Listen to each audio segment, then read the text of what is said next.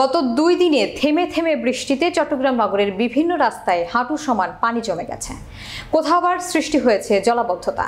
পানিতে ডুবে থাকা সড়কের গর্তে পড়ে ঘটছে ছোট বড় অনেক দুর্ঘটনা।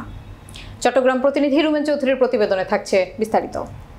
চট্টগ্রামে দুপুর পর্যন্ত গত 24 ঘন্টায় পতেঙ্গা আবহাওয়া অফিস 149.6 মিলিমিটার বৃষ্টি রেকর্ড করা হয়। সেই সাথে কর্ণফুলী নদীর জোয়ারের কারণে নগরে পানি নামতে না পারায় জলাবদ্ধতার কবলে এখন নগরবাসী। বেড়েছে জনদুর্ভোগ।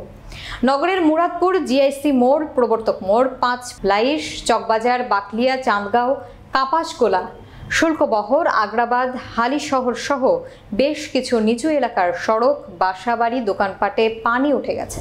সড়কের স্বাভাবিক গাড়ি চলাচল বন্ধ হয়ে গেছে। জলাবদ্ধতার কারণে খেটে খাওয়া মানুষরাই ভোগান্তিতে বেশি পড়েছেন সবচেয়ে বেশি।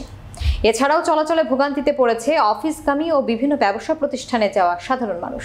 জলাবদ্ধতার কারণ হিসেবে কেউ নালা, খালে অবাধে প্লাস্টিক, পলিথিন আর ককশিট নিক্ষেপকে দোষছেন, যে কারণে জলাবদ্ধতার সমস্যাকে আরও তীব্র করে তুলছে বলে জানান পথচারীরা। শহরের বড় নালার পাশাপাশি ছোটখাটো সব ধরনের নালা নর্দমাও সিটি কর্পোরেশনকে পরিষ্কার করার কথা বলেন সাধারণ মানুষ। নালাগুলো যে কাজ করতেছে, এগুলা নালার পরিষ্কার পরিচ্ছন্নতা নাই কোনোভাবে। সব জায়গাতে জলাবদ্ধতা হওয়ার একমাত্র কারণ হচ্ছে যে নালা অপরিষ্কার ও পরিচ্ছন্নতা।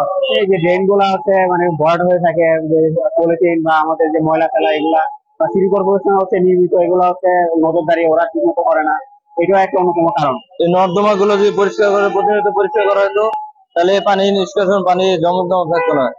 তাই আমি সিটি কর্পোরেশনের প্রতি আমার আকুল আবেদন থাকবে, অনতি বিলম্বে যত ড্রেন গুলো আছে এগুলো যথাসময়ে পরিষ্কার নিষ্কাশনের মাধ্যমে জনসাধারণের ভোগান্তিতে যা না পড়ে সেদিকে খেয়াল করার জন্য অনুরোধ জানাবো।